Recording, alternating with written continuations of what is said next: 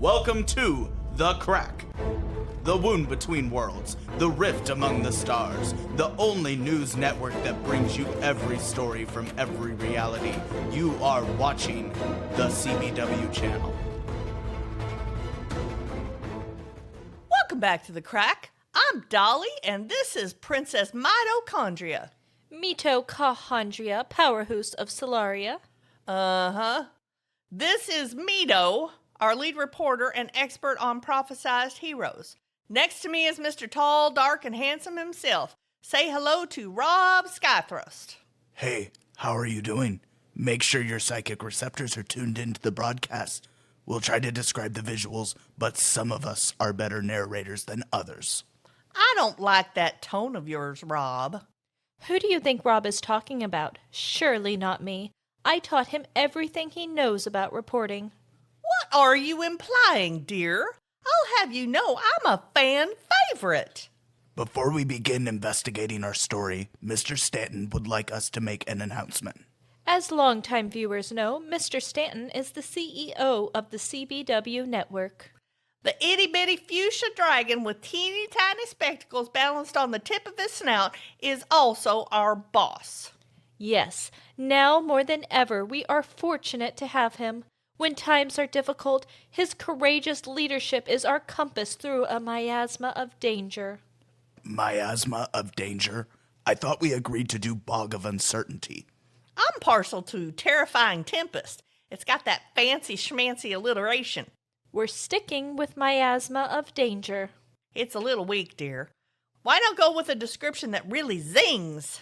Miasma of danger.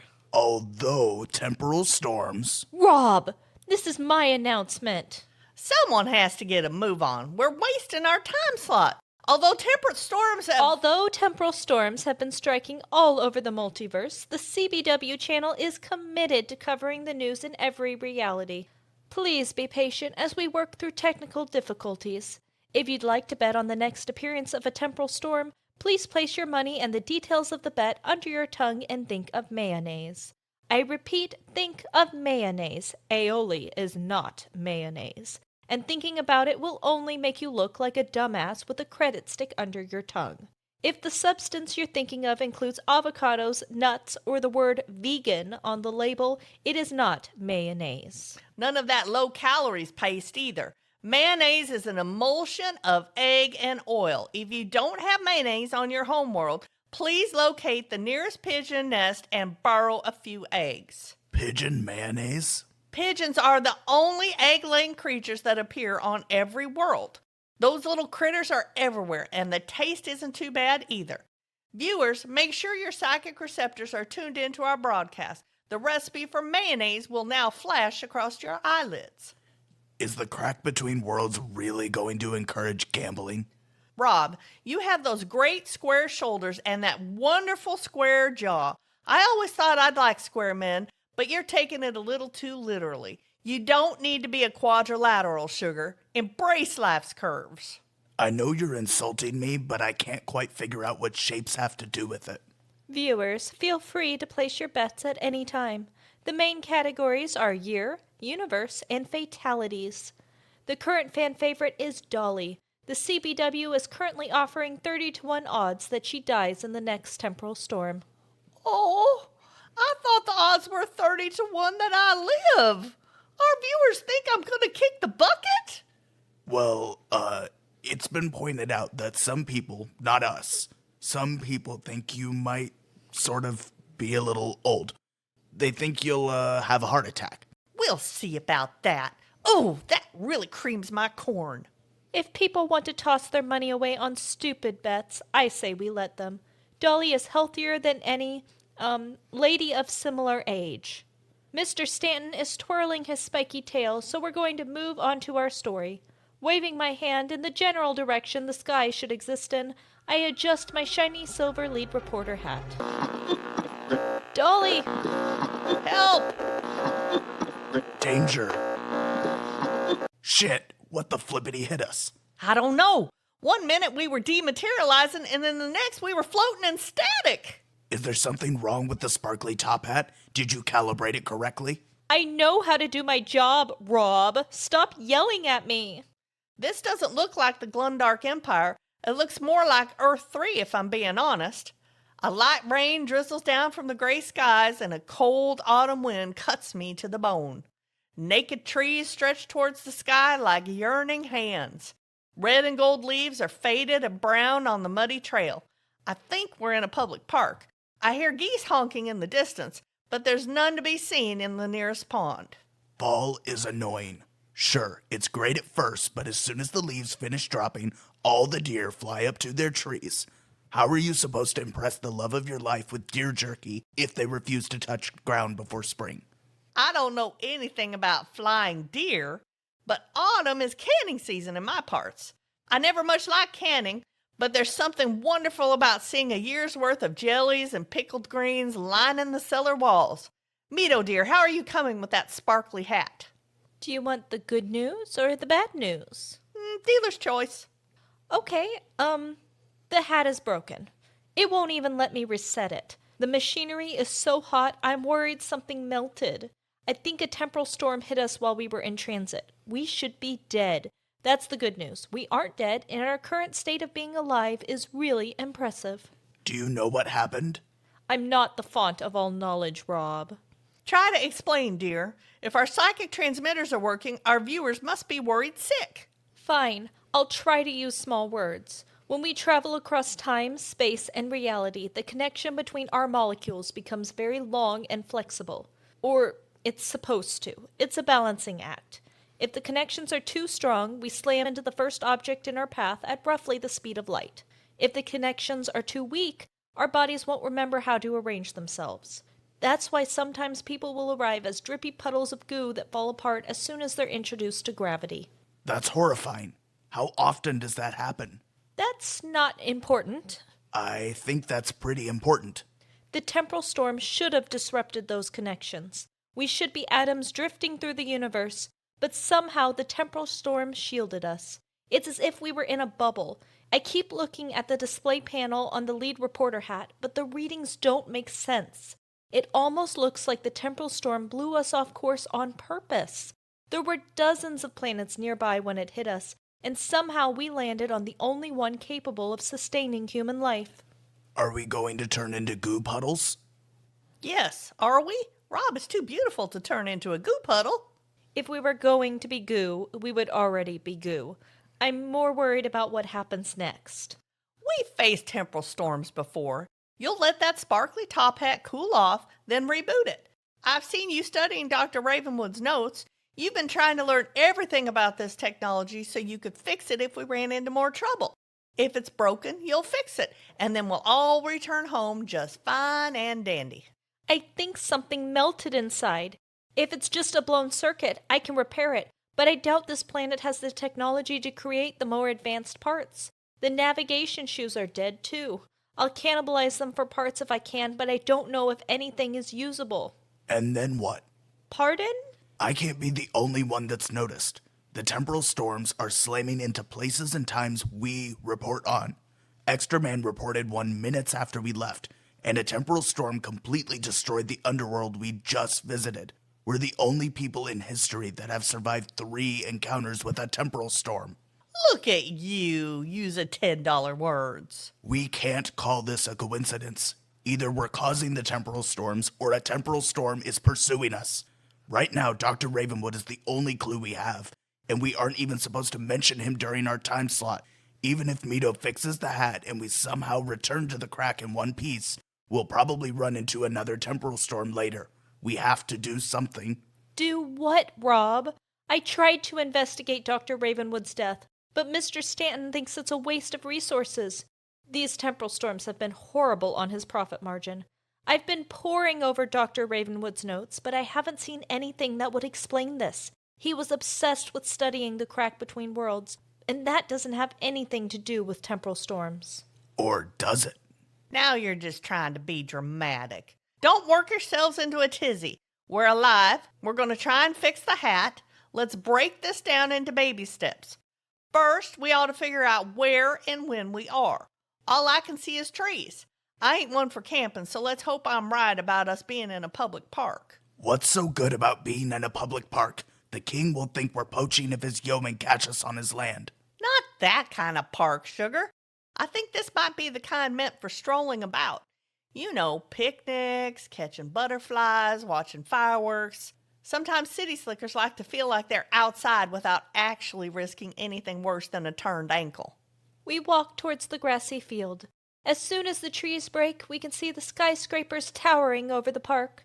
The architecture doesn't appear to be Glendarkian, so either this is an unincorporated planet or we didn't reach Universe 11. I thought the temporal storm fried our psychic transmitters. Why are you narrating? We don't know for certain the broadcast is over, and I refuse to be banished to the shopping channel for lousy narration. Besides, the psychic transmitters have an emergency battery. We probably have at least a few hours before they die. Deep within the barren cityscape, nature thrives in this taxpayer-funded oasis. Squirrels scurry across the muddy ground. Either they think the tree roots are a parkour course, or they're looking for nuts. A skinny brown dog plunders the trash can in search of goodies. Geese honk as they lazily drift through the air. It's an idyllic scene, one that seems to clash with the terrifying circumstances that have stranded us on this planet. Get down, you cantanklers! Ooh, the strangers push us onto the ground. Before I can get my bearings, I'm dragged into some kind of a culvert. It's wet and gross. Shh, not so loud. Are you cantangling crazy? Why are you wandering around enemy territory? You'd be dead if Simon hadn't saved you. Enemy territory? We're in a war zone? I crane my neck to see the world outside the drainage pipe. As I watch, the geese change their direction and swoop down on the skinny brown dog. Oh, my stars. As we watch, the geese drop stones on the little dog. Even from this distance, I can hear the sickening crunch. Suddenly, I don't mind being told to shut up by a couple of locals. Have you been living under a rock? This whole cantangling planet is a war zone. The geese won't stop until we're all dead. Geese? The fat birds with the scrawny little necks? What can they do? You'd think that, wouldn't you? I thought they were just a bunch of noisy birds. Cantanklebus, you really have been living under a rock. How could you have missed the invasion? Never mind that. Tell us what's going on. It came out of nowhere. We saw the geese gathering. Who didn't? We saw them cruising across the sky in their cursed V formation. But it's fall. They migrate every year. Why would this year be any different? We were so foolish. All these years they've been lying in wait. They've had centuries to scope out our defenses and map our cities. Who blinks when a goose wanders into a military weapons testing ground? Who notices when they fly over our hydroelectric plants? We just stuck colored bands on them, sure, but that was just to track the nesting patterns.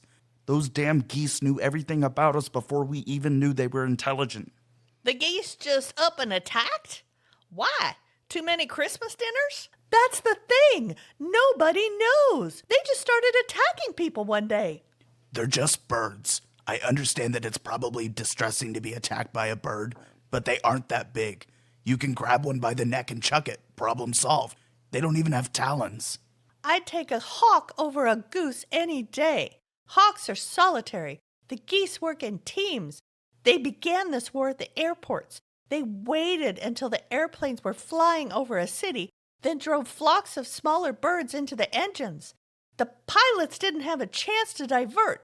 The plane slammed into the biggest population centers we have. You can't imagine the death tolls. They're everywhere. They just keep coming. There aren't enough shotguns to make a dent.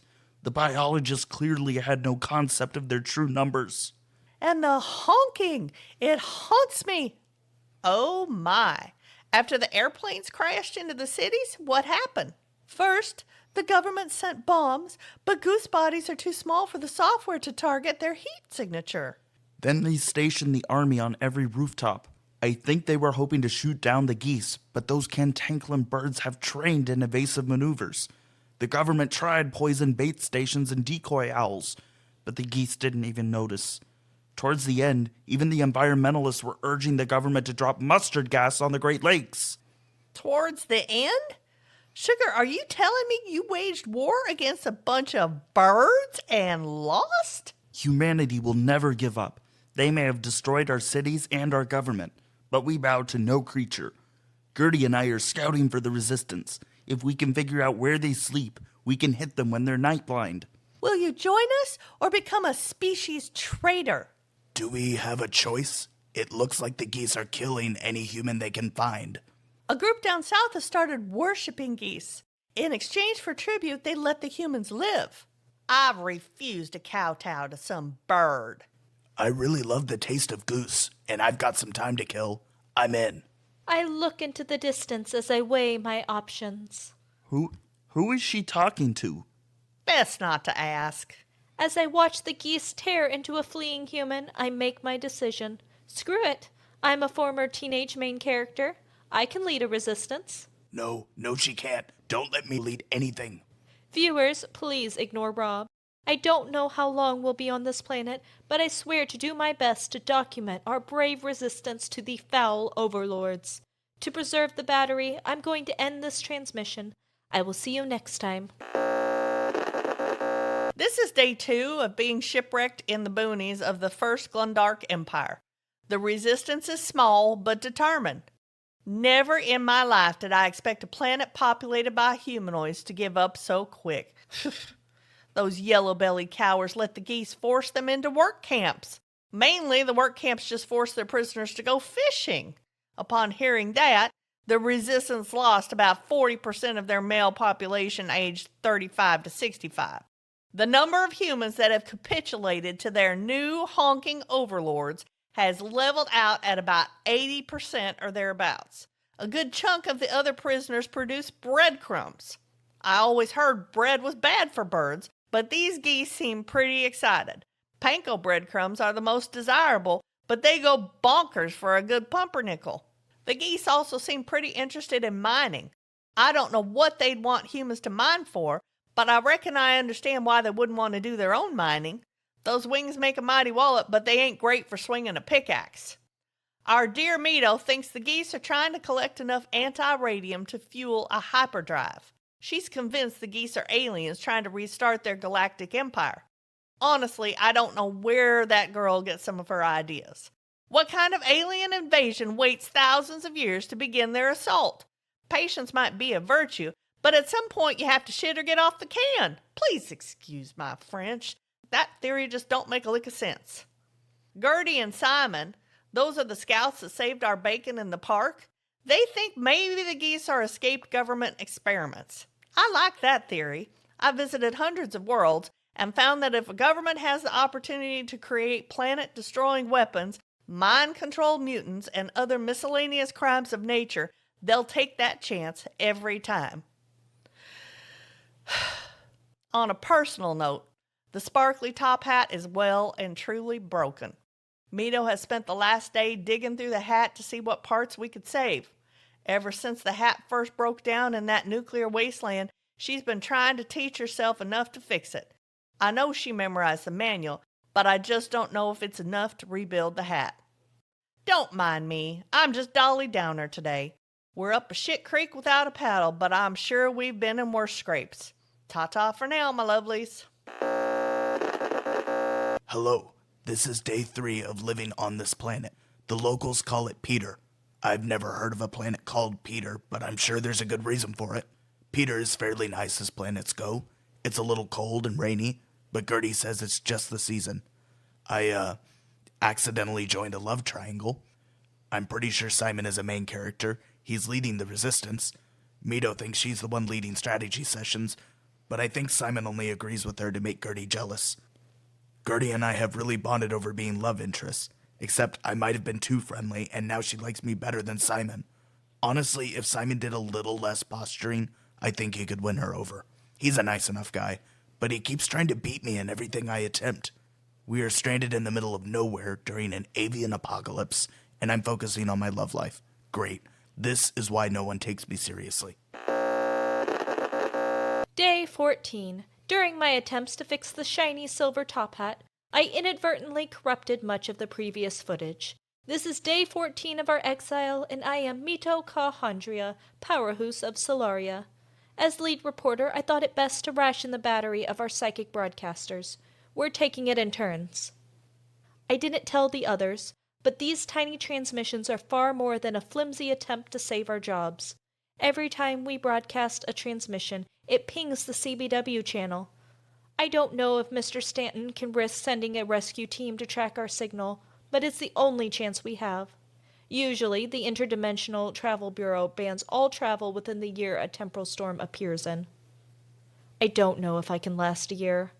Planet Peter is strange. Obnoxious, I might say, if I were feeling less charitable. Planet Peter is devoid of all magic. It's odd. I myself do not perceive magic in the same way a magic user does. Solaria is a place of science, but it is not without magic. Most of the worlds we visit have substantially more magic than the average planet, though few have inhabitants capable of using it. In the crack between worlds, the ambient magic is high. Dolly always says it's thicker than the Georgia humidity, whatever that means. Poor Dolly. If I didn't already suspect Dolly of being a magic user, our exile would leave me no doubts. She grows weaker every day. If this planet were capable of interspace travel, we would have taken our chances with the geese and tried our luck with the nearest habitable moon. Dolly tries to put on a brave face, but she barely argued when Gertie claimed a pie crust was best store-bought. This is Mito, signing off. Day 15. Simon is getting on my nerves. Everywhere I go, he finds a reason to follow. If I hit the makeshift gym, Simon decides to hold a pull-up contest. If I look at one of the books we stole before the geese burned down the city libraries, Simon tells me how much he already knows about the subject. He's a decent enough resistance leader, or he would be if he could stop making aggressive eye contact in every strategy meeting. Weirdest of all is his obsession with my tattoos. If I'd known how unusual tattoos were on Planet Peter, I would have worn long sleeves. Well, maybe. My arms are too muscular for most long sleeves. I'm really tired of the constant tattoo comments. This morning, I asked him if he wanted to touch the tattoos so he could get over his strange aversion. The suggestion pissed him off so much his face turned bright red. I like Gertie, but I've started avoiding her. It isn't her crush that bothers me. A lot of women have crushes on me, so I'm used to pretending the crush doesn't exist. I'm hoping that if Simon quits seeing Gertie around me, he'll give me a little breathing room. This is not a diary, Rob. I've done a few missions for the Resistance. We raided the city library for books on avian physiology. Well, Gertie did. I just stood watch. It was a good thing, too. We barely managed to escape before the geese firebombed the library. Mostly we just raid abandoned grocery stores for anything edible. The pickings are pretty slim by now, and the geese have set up sentries. We need to start producing our own food, but most of these people don't know anything about farming. I guess it'd be pretty useless if they did, since we can't risk going outside during the day. Apparently hydroponics were all the rage in Solaria, so Mito jimmied something together for lettuce. Dolly has a mushroom farm, so that's nice too. Mito has had no luck in fixing the hat, but she remains optimistic. Dolly is the one I worry about. For the first time, she's acting like an old woman. Mito thinks she's sick because there isn't enough magic on this planet. I asked Dolly if she was a witch, a sorceress, or a magician, but she refused to give me a straight answer. Mito says the differences between types of magic users is often deeply personal. Then she threatened to send me to another session of HR sensitivity training if I didn't drop the subject. I guess it's nice to know that some things never change. Day 16. We're still on Planet Peter. The food leaves something to be desired, but it'll keep your belly away from your backbone. Rob shot down a goose yesterday. Those little suckers are hard to catch, but they taste delicious. I don't know why the Resistance was so proud. We should be shooting down geese every day. We aren't resisting anything if we don't fight back. I hate this planet. Ta-ta for now, my lovelies. Day 32. Today marks the 1-month anniversary of our arrival on Planet Peter. I may have accidentally erased a few of the other transmissions. I'm close to fixing the top hat. I know I am. I've improvised a few fixes, but I'm sure it'll transport us back to the crack. Unfortunately, the temporal storm fried the power core, and that isn't the kind of thing you can create with paper clips and elbow grease. The anti-radium will suffice, but the geese have it all locked down. I have been remiss in my duties. Simon, Gertie, and the rest of the young and beautiful rebels are too busy flirting to run a proper resistance. Clearly, it's time I stepped up. Rob looked horrified when I told him. It was the highlight of my day. Day 33. I was wrong. Simon is not trying to seduce Gertie with his push-up contests and macho posturing. He's trying to seduce me. I told him I had a girlfriend, and he suggested a threesome. I would like to go home now. As you might have noticed, I'm broadcasting this from inside a closet. I'm in hiding. Mito has appointed herself leader of the resistance. She's gone mad with power. With Dolly too sick to poke her ego, it's inflating like a parade balloon. I fear it will soon give away our position to the Geese. Day 34. Mito has stolen the resistance. While she isn't the most strategic, she's better than Simon, who only thinks with his other head. Rob is embroiled in personal drama, so I have no one sensible to speak with. I miss the crack. Ta-ta for now, my lovelies. Day 35. I have taught the resistance how to make chloramine gas from household cleaners. We are currently spraying it into the atmosphere. Will it kill humans? Yes. Will it cause untold ecological devastation? Yes. Is this a horrible plan? Probably, but we don't have time to wait any longer. Chloramine is chiefly a lung irritant, which should be twice as deadly for birds due to their unique physiology. I've sent runners to the other resistances. If they have any sense, they'll start producing it too. Hold on, Dolly. We'll have the anti-radium by the end of the week if I have anything to say about it. Day 36. Other resistance fighters have begun complaining that I don't work. In response, Mito has permanently assigned me to update the psychic transmitters. I haven't said anything yet, but I think she knows I'm dying. Ta-ta for now, my lovelies. Day 37.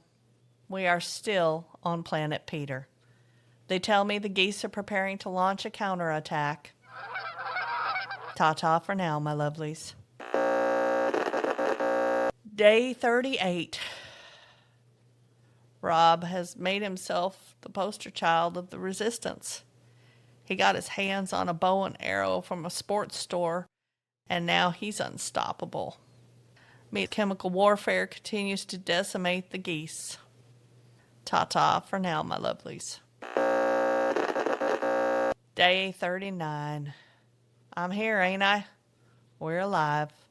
The geese are fighting. Ta-ta for now, my lovelies. Day 40. No change. Day 41. Still no change. Day 42. No change. This is day 42. I don't know if Dolly has already broadcast today's message, but that doesn't matter. We did it. We won. We won the battle! The city is free of goose occupation. The rest of the planet has a long way to go, but we got our hands on the anti-radium. We're going to say our goodbyes, then leave. You're leaving? I thought you cared about the resistance. Of course we care, but we can't stick around forever. Our friend needs to go home. You're really gonna just abandon us, Rob? I'm not abandoning you. Look at Dolly. This planet is killing her. She hasn't even glanced at my ass in days. Seriously, Rob? I thought we had something. Did it all mean nothing? We fought together. I risked my life to save you when that factory blew up. Are you really going to walk away like we're nothing but strangers? You barely know Rob. I'm the one who wanted to bring Rob back to the resistance. Look, guys. Love interests have to stick together. That's what you told me, Rob. Gertie, you're awesome. Simon, you're amazing. You guys are both fantastic friends, but this isn't my world. I made a promise to my team, and I won't break my word. I hope I'll return one day, but don't wait for me. Oh, Rob! As Gertie and Simon take turns tearfully embracing Rob, I try not to check the clock too obviously. Dolly has been here too long. We can't afford to waste time. Rob peels himself away from his two friends. Bye, Simon. Bye, Gertie. I'll miss you both. Tell the Resistance I wish them the best. Before anyone can burst into tears again, I wave my hand at the cloudless, birdless sky. It's time to go home.